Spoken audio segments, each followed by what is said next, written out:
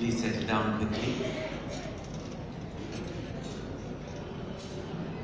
And I trust everyone has switched off their mobile phones. And anybody who does not know how to switch off, please give it to someone nearby and they can switch it off.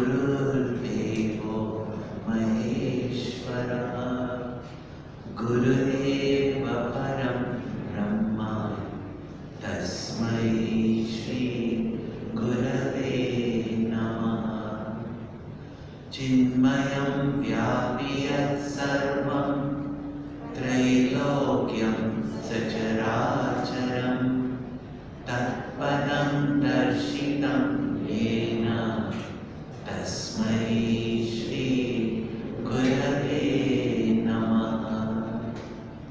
Om Shanti Shanti Shanti.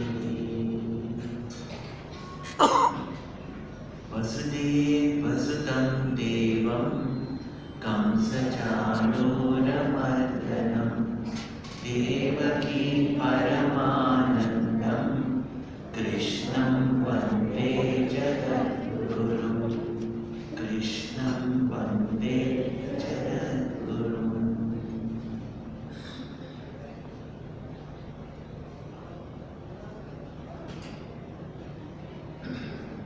Yesterday we dwelt on that if there is to be peace in this world, there has to be peace within ourselves. And to have this peace, what we require is love. And we dwelt on it in great details yesterday. However, even love has got many, many different meanings to it. When love is directed towards one out of the many, it becomes the lower form of love, attachment. When love is directed to that which is the many, it is called as devotion or bhakti. Just as when you love your family members, but when you direct your love towards the country, all other differences of mine, yours, disappears. We are all people of the same country, children of the same country. And who or what is God? People have different concepts and ideas. But what is it that the great rishis, the great inquirers, the scriptures point out as God? And we have seen yesterday that the cause of this universe can only be one, and that one infinite from which the entire universe has manifested has to be present, just as the cause is present in the effect, has to be present in everything and everyone. Therefore, in God love, When you say my God, my religion, your religion, then all wars will take place. But when you are devoted to that one God who is everything and everyone, in that love, everyone is included. Not that your family members are excluded. That bhakti. Therefore, when Arjuna now asks Shri Krishna, I have seen you in this individual form. And in that form, we can worship the chosen form of our Lord. But the scriptures point out this whole universe as the form of the Lord. In the places of worship, you worship your chosen deity, and through various different ways, somewhere with lamps, otherwhere with candles, somewhere with elaborate worship, that is also nothing but seva only, and somewhere just prayer. All these methods by which we worship the chosen deity of our heart with a name and a form is to cultivate that love. And whenever love enters our heart, you cannot but see your beloved everywhere. Like this morning session where we are talking about mastering this mind. As your mind, whatever fills your mind, that is what you see in this world. As we do Murti Puja and our mind develops love, and in that love becomes more and more purified. Such a lover then begins to see his chosen deity wherever he or she goes. Therefore, Tulsidas says, Siya Ram mein sab jag jani, karau pranam jori jugapani. I see Sita and Ram in everyone, and I bow down to everyone. Thus, the love from Murti becomes Kirti Puja. And what is Kirti Puja? When we consider every being to be the manifestation of God only, and whatever interaction we have with them is our worship, our service, our puja. When thus we can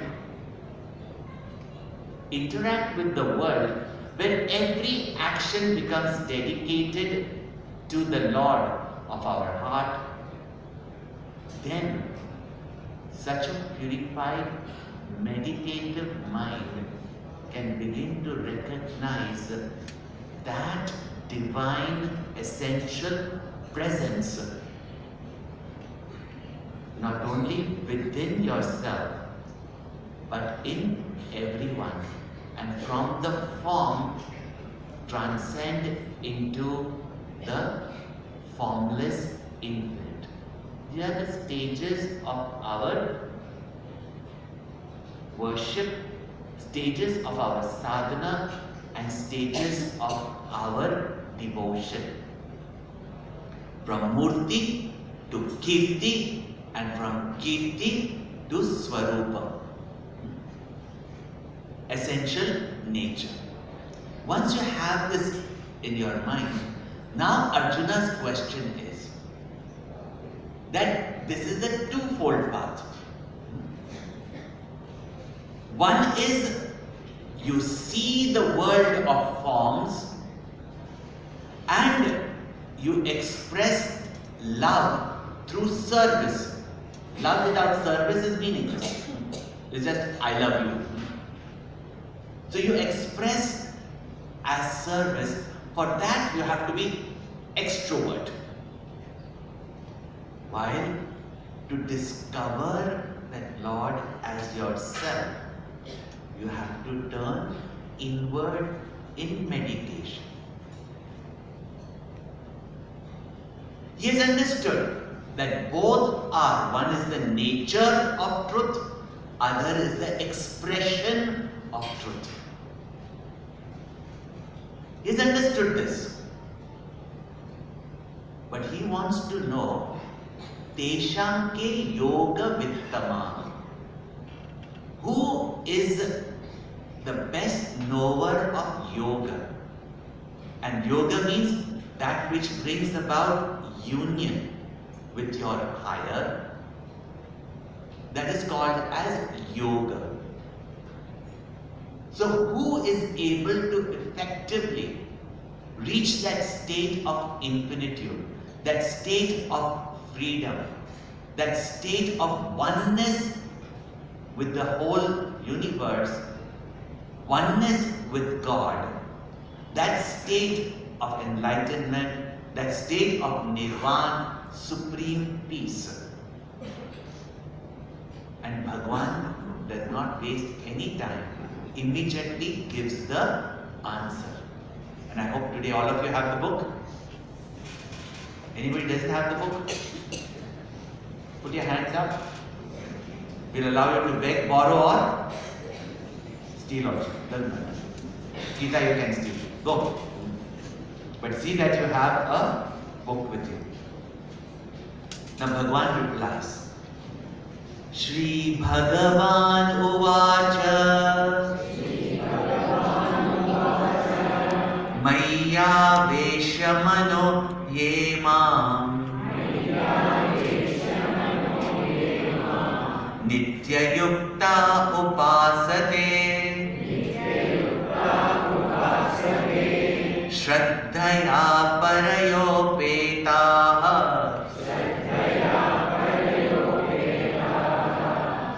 Te me yuktatama mataha.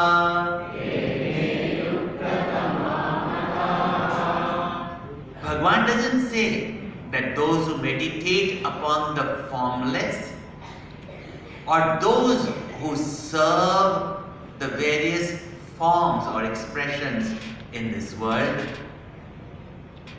are better versed. He points out those who have got these three qualities in their devotion, Bhagwan says, Teme yuktatama mataha. I consider them to be the best in yoga. Who? Maya Vesha. Mai Avesha. Manaha.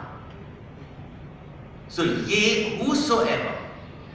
And that's the beautiful pronoun that we find in the Gita. And see the universality of it. It didn't say only people belonging to this religion or that religion or this race or that. Ye. Whosoever. Not even gender mentioned here. Sometimes you just say man because man is always included in woman, right? Woman. No? He is always included in she. So, might say man, but that means humans basically. No? Ye, Bhagwan says whosoever. And in bhakti the beauty is that even animals, even plants, as I'll tell you stories later on. No? So, whosoever's manaha, mind, mai aveshya, whoever has fixed his mind in me, nitya yuktaha, ever steadfast, upasate, serves, worship, meditate. All three meaning is there in upasate. Shraddhaya paraya upetaha. Endowed with supreme faith, teme yuktatama mataha. They indeed are the best in their practice, the best in their devotion, the best yogis. Now, three things Bhagavan points out. Whose mind is absorbed. You know, the word avesh is there in all our Indian languages, is it not? Krodh avesh, everybody knows. Yeah, when you go back home, what that, you know? Avesh means when you become one with that emotion. It's not that you are getting angry, you are angry itself, Mr. Anger. That's called as avesh, calm avesh. When your mind gets one with that, it is called as avesh. Not a very positive word, but when you're obsessed with it. Just as negatively, when you get obsessed with something, you can't think of anything else but that only. So whosever mind is absorbed in me, the absolute formless infinite, or in the form, one who is absorbed in me, nitya yukta, ever steadfast, sincere, daily practicing. Now you tell me, it's very interesting. Once I met a woman who came to my talk. She had come quite late. And when she had come into the audience, I could see that she was listening with a lot of attention. Very sincere. And after that talk, she came up to me and she said, and this was many years ago, and she said, when young people like you were to speak to our youngsters, they would be convinced. So I said, of course, I speak to a lot of youngsters every time I have my camps, etc. Why don't you bring your youngsters and I will inspire them? She said, you know how these teenagers are, Swamiji. No? You come to my house. For the youth, I was ever ready. I said, okay, I'll come. And when I went to the house, you know what Indian mothers nowadays? They have only one complaint about their children. If anybody else complains about their children, including teachers, they get very angry. Huh? Krodhavesh. But they've got complaint. My children are not studying enough. You know? As though life is only study, study, study, study, study. There's more to life than just study, study, study, study, study. No? But study, not study, not study. So I just politely asked the youngsters, so what do you do most of the time? Is it not most of the time? She says, most of the time they're only watching television, television, television. No? It cut the story short. Those children told me that we study, but when mummy is away, and then she keeps on scolding us for watching television. She said, but I don't